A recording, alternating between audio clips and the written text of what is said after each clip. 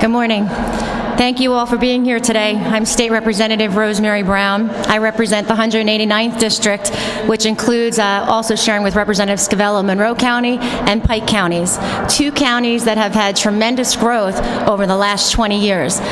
Growth in a district, as many of the members have said, can bring many positive impacts, but it can also bring many challenges.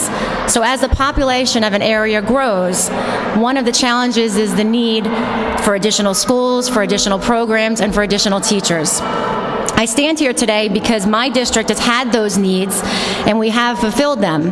But the question is, did the state help to fund those educational growth needs using a fair and equitable formula towards several schools in my district and many others across the state?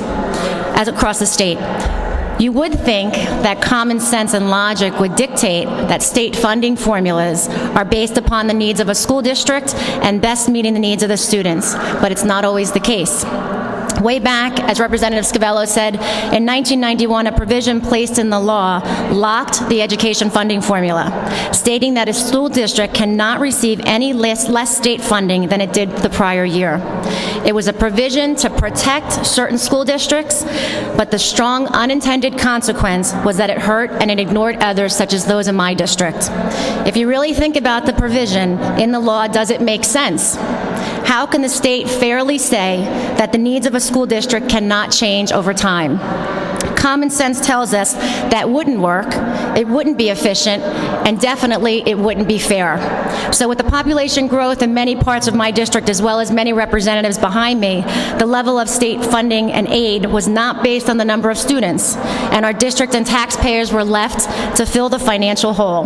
This is only one piece, but a very strong foundational piece of the puzzle that has contributed to excessive and unmanageable school property taxes for my constituents.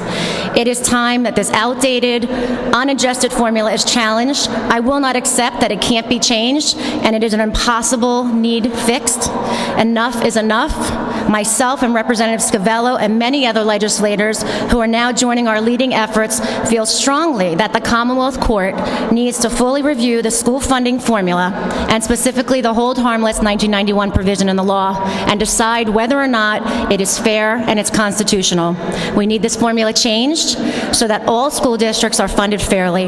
If the court finds our needs have not been met fairly, we request a plan of reallocation over the next few years of funds that have been lost in previous years to help repair the financial damage to our local districts and our taxpayers. I want to express my sincere appreciation to a number of my colleagues who are standing behind me, all from other areas of the state that have grown as well.